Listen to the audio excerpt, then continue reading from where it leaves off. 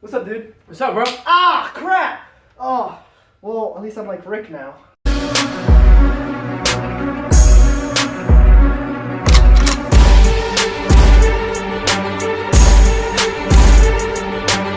What's up, guys? Welcome back to The Walking Derps. Today we're going to be discussing about the new episode called You Best Friends. And also we're going to have some predictions on next week's episode, or this week's episode.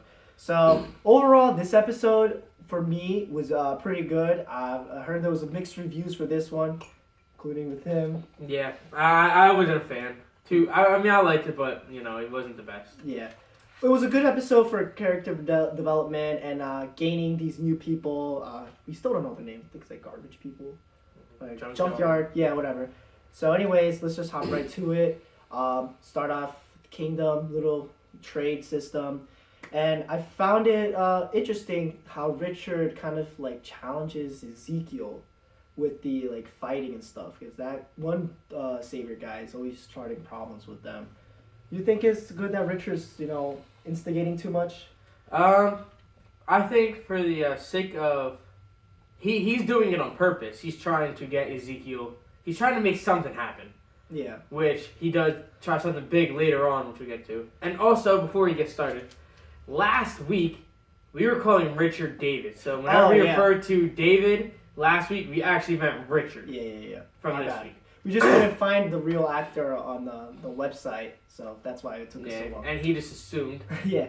Anyways, so when he said, like, where do we go from here, that was, for me, like, a very big scene, because he's like, wow, you're really challenging Ezekiel right now. So I thought something big was going to happen, but thankfully nothing really did.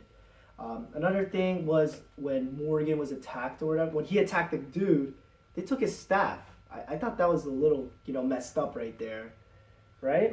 Yeah, it was, especially because, as Morgan tried to explain it had, a lot of value to Morgan because of, meeting the guy and getting the stick, and that's why he feels the way he does right now, is because of the stick and where he is right now. Now, one thing, which we're kind of jumping the gun on the predictions, but one possibility is that he could possibly go back to his old ways now. And, not kind of be all... I'm trying to think of the word. Like, nuts. He might want to fight again and kill and be okay with killing again, where he wasn't okay with killing when he had the stick. Yeah. Which, that brings us to our poll question of this week, which is... Our poll question is something new we're going to start every week. And we just want you guys to comment what your opinion on it. This week is, how will Morgan react now that the stick's gone? Will he stay the same? Or will he go back to violent ways? Being a savage. Yeah, what is your guys' opinion on how he will be from here on out? So just comment down below and let us know your opinions. Definitely. So after the whole confrontation, we move on to where Richard meets Daryl, and Daryl doesn't like how Morgan was kind of pushed around. They got his head hit by Benjamin, and his poles taken from it. So Richard sees that and asks Daryl, if you want to come with me, I have a plan. So they go on, and apparently Richard's idea is to kill Carol, which is a big no-no, and Daryl doesn't know this, so Daryl keeps asking, who is this person? He says Carol, and Daryl gets insanely mad. As we can see, Richard is definitely pushing the limits to starting the war, which is very dangerous. You don't want to do this because it could get you killed. And as he said it, he was like, I would die for the kingdom. And then Daryl says, well, why don't you? And for me, that's like a little foreshadow. Could possibly be. Yeah. Yeah, Richard, he's pushing for this war a lot. Yeah. He definitely wants it. And... the reason why he's kind of trying to get Carol killed is because he thinks that it will make Ezekiel, because of how much Ezekiel cares about Carol, it makes Richard think that, that will help make Ezekiel... It'll convince him to So yeah. To join the cause. Yeah. Obviously, Daryl doesn't allow that, so he beats him up, and you could actually see how much of a like love and care that Daryl has towards Carol. Yeah. Not love like girlfriend boyfriend, but more like friends. So we see that situation and that plays out, and then we hop right into the junkyard. Which for me it seemed pretty cool. They had like the people weren't like they were very dirty in my opinion. They looked like homeless. No, I think the reason they were like that is because they're living in a junkyard. Yeah, they're living in a junkyard, and it's actually when I first saw them, I thought they were definitely going to be less fortunate than they are. But I think they're actually they have a good amount of supplies. It's just they kind of don't have running water obviously because they're in a junkyard, so they really have no way to clean themselves, but they're actually not as bad as we had predicted they would be when it comes to supplies and everything like that, and skills as well. They're very knowledgeable. When Rick got taken up by, what was her name? Jadis. But yeah, by Jadis to the top, you could see how big their area really was, which is probably a big reason why, they're safe right now, is because it's hard for walkers to get in. And Negan's group probably doesn't see doesn't see them in there. They probably don't even know that they're there because they're so compacted. You can't tell that they're, living in there. Yeah, definitely. I thought the junkyard's huge. I find that a great opportunity maybe in the future after the war, build something up. But anyways, I liked how the personalities of them are. They all have different weird names. I know one of the guys' name was like Benjing, like some weird names. And I like the way they talk too. It's like Yoda. So it's kind of like being in a different world other than what they are now because of how awkward they are. When Jadis was talking, she would always pause. It would seem that Rick would say something, but then she would continue talking, which I always find awkward when people do that. But it was very interesting, and I think she really liked Rick and the group. So she takes him up, basically taking on top of a big garbage pile.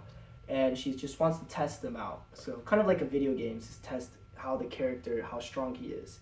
And so she pushes him down into the big, was it like a big garbage pile. And that's where the huge zombie comes out of nowhere, which I thought that was a pretty cool zombie. Yeah, I think they could have done a better job at that scene. It was very good, but I think they could have done a little bit more. Now, one big thing which you kind of referenced to in our intro was Rick getting stabbed in the hand. That could affect him later on. Yeah. I don't see why they don't really do that much in the series, how some characters would get scrapes or cuts, and how that doesn't affect them. I mean, maybe their immune system got a little bit improved throughout the years, because this is a different world. Or anyways, but... anyways... That cut in his hand could definitely affect him, I think. Yeah. Also, another thing I forgot to mention was Gabriel, how he stepped up and became a man. Just recently. Yeah, that's another big thing is he's finally Gabriel's he had taken baby steps so far where people are kind of like, oh, will Gabriel finally step out of his shell?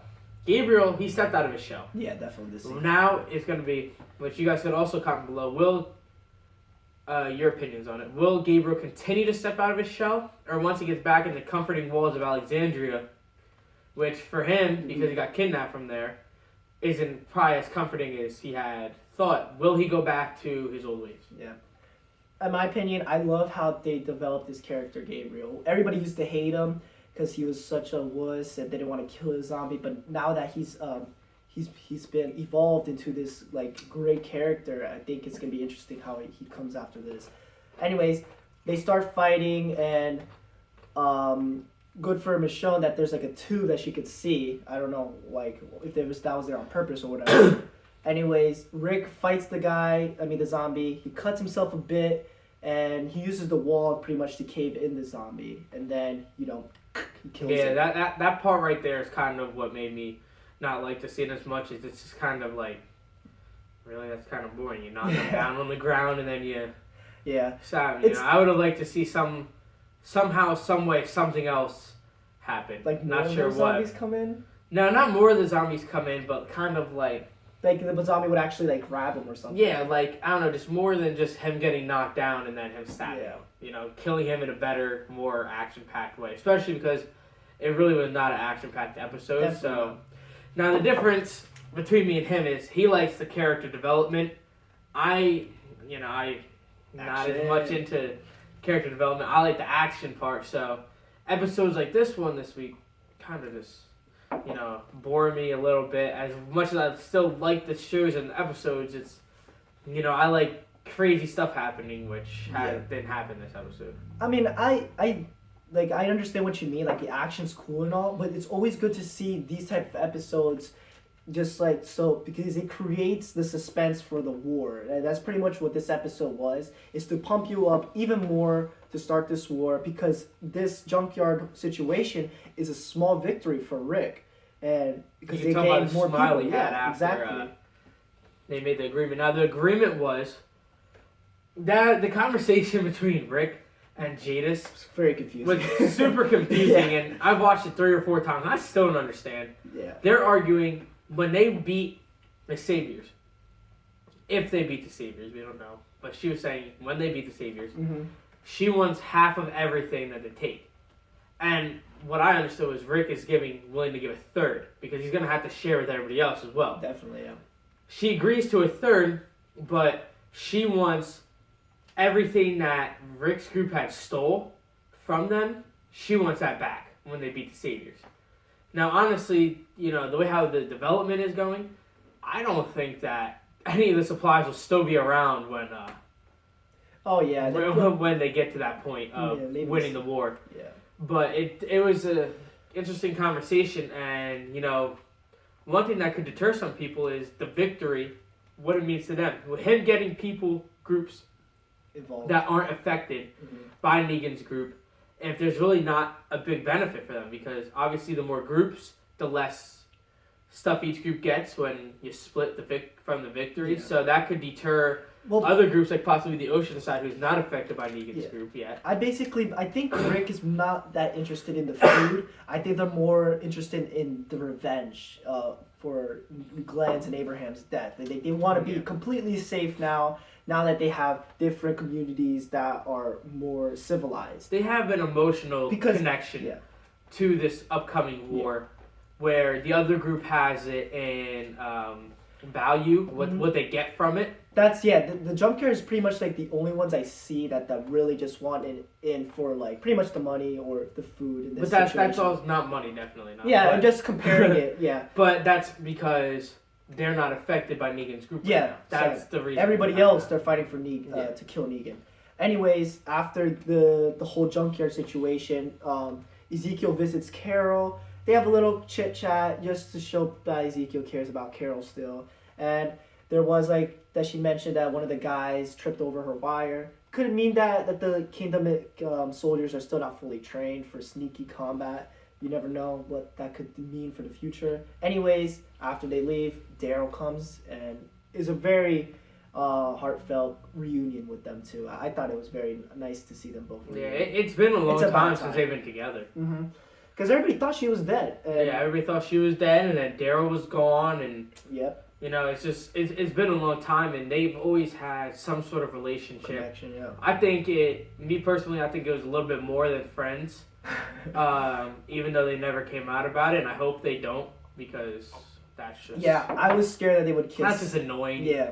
It's The Walking Dead. I don't want to see any lovey-dovey crap. No drama or anything. Anyways, so when they were talking, Daryl, could see that Carol would be sad to know that something happened to the group, and also he didn't tell her basically that Glenn and Abraham died. He basically told her everybody's fine, they're leaving peacefully, and I think part of the reason is for her not to get motivated to fight again, because it looks like she left because she just killed too many people. She killed 2 little girls. Yeah, she's living more civilized now. She was reading a book. Mm-hmm. She had a fire going, and now one thing that I thought was pretty funny, which I said as soon as I saw it the night it came out, was that how ironic is it that she's living in a house that's on top of a cemetery? That for me was really funny, because honestly she's been I don't know the numbers, but she probably has killed more people than anybody else in the show. When she was doing the count last season, I think it was at least over 20 people already. So and I think it should be around 30. Now she also keeps track of the people that she's the reason they died, even if she didn't kill them. Oh yeah. Like you know, Nico. she left them to die or Yeah. set them up to die, even if she didn't physically kill them. For example, the lady at Terminus where she locked him in the room. Yeah. That was pretty savage. Anyways, that for me, I can. People think that Daryl should have told her, but in my opinion, it's a good thing that Daryl didn't tell her because that way she's protected. She's not, disturbed. She continues living the life she wants to live. Yeah. The only reason, and this is kind of contradicting myself, is for their relationship together. When she finds out, because eventually she will find out. There's no way she's just gonna sit in the house during the war Yeah. and have no idea that anything's going on. She will eventually find out, and she might be mad at Daryl as to why he didn't tell her. Yeah. I was thinking about that too. Especially Glenn, because Glenn has been around. Yeah. Since he's longer than Rick has been around. Yeah. Around Carol, so obviously she has a very strong emotional connection with him. Yeah. I don't think she'll get that mad because I think she would understand why he didn't tell her. But the way how crazy Carol is, we'll see how it plans out. Anyways, after that we'll go back to the junkyard. We kind of talked about what they talked about the terms of what happens if they win. I think the last thing we would talk about is how Rosita is becoming a little arrogant, or she just doesn't like Rick anymore. She just wants to fight, kind of like Richard, pretty much. I don't like that at all. You're in Rick's group. You've been there forever.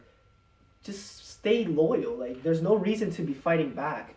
I think part of the reason is that what's his name, Spencer, the guy who just got gutted the mid-season finale, had some what's it called? It kind of inspired her to think these type of stuff. Yeah, she's she's not a big character right now, but she's kind of making herself a bigger character. Is she a big enough character to, for the director and writer standpoint, is she a big enough character to be the reason the war starts? Which I personally think that she's not going to have an effect on it because what worse can he do than shoot Negan? Yeah, I forgot about that. Because Negan doesn't care about any specific person enough to start, have an emotional connection if they die. Mm-hmm. Even, he had all those women in the one episode where Carl was at the Playboy. Yeah. So, I don't think it's going to be tough. I think it's going to take their group actually physically attacking. The only person that Negan really connects to is the Bat, Lucille. Yeah. That's the only thing, because when she shot him and the Bat got hit, he was freaking out. Yeah. I think Rosita should have been killed there. I think it would have been, more with the story. Anyways, that's pretty much it for our review. Very good episode. Well, not very good, but I think it was a good episode for this development for the war. So right here, we're going to jump into predictions for next week, which we just saw the trailer. It's mostly going to be towards Negan's group and Eugene. I feel like this episode is definitely going to be very funny. There's going to be jokes with Negan, because Negan's a funny dude. I think Dwight's going to be tested for, letting Daryl loose. I keep mixing up those names. So, interesting episode. What do you think? Kind of a... my personal opinion. I don't like when shows go back and forth because you have two good episodes and then it'll totally leave where everything that's just happened and go for a whole episode back with Negan. And probably what it looks like the most that it will go back to the other group would be if would be like a what is at the end of the show? Cliffhanger. A cliffhanger, yeah. Well, the thing is, they pretty much solved everything. Rick's group, where do they go from here? They're probably gonna go back to Alexandria, talk with Jesus or whatever. The only thing that they still have to solve is Ezekiel joining the war, which we still don't know how that's gonna plan out. Well, you're actually missing one big thing. What? Oops, sorry. They need guns because the only way that the other group would come was the junkyard would come out and join is if they had a lot of guns. Mm-hmm. They don't have a lot of guns. They don't have any guns. And this is what I think will be good for you. I think they're probably gonna attack another outpost. They probably will. I would love that. Yeah. Or I heard. I think I heard Rick talk to Tara if she saw anything out there. She said no, but we all know that the Oceanside's probably gonna join the group. They have so much guns there. That could be where they get the guns from. Yeah, but I just don't know how they'll get back. Either if Heath comes back out of nowhere and tells them, "Oh, they're over here," which seems kind of like too fiction, but they need the guns. So my prediction is that they either attack an outpost or the Oceanside will come out of nowhere or whatever, which is dangerous because they don't want anybody there. They said they'll shoot them. Yeah, they they might kill Tara. Oof, I hope if not. she brings them back. I kind of like Tara. But yeah, I think it's gonna be a good episode. And I think there's a lot to come. I mean, it was a lot of good setup. Yeah. But it'll be interesting to see Eugene because I saw one scene in the trailer how like he bites a carrot and then like fire explodes and the girl's like, "Ooh, you're cool." Anyways, that's good. I give this episode for me I think like an 8.6 out of 10. Great episode with development, good victory for Rick. My little downside is that too much talking, a little bit unnecessary with the Ezekiel and Carol thing, but everything's good. I give it a 7 personally. Character development, even the action they did have, they could have done better with. So that's my opinion. Yeah. Don't forget to answer the poll too, guys. Yes. What was the poll question again? With Morgan, how will Morgan be affected now, and what will Gabriel do in the future? We look forward to hearing all of you guys' opinions. Yeah, and that's all we got for you today. So we will see you guys next week.